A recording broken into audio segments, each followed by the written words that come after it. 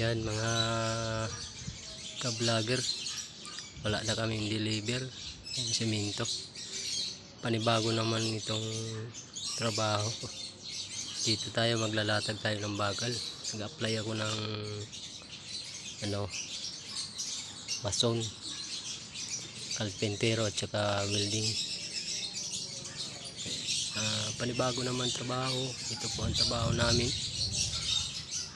Dalawang palapag to.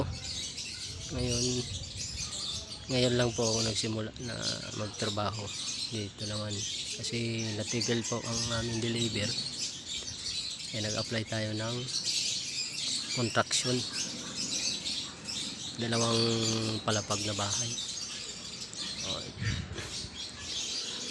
So, dito tayo sa Laguna.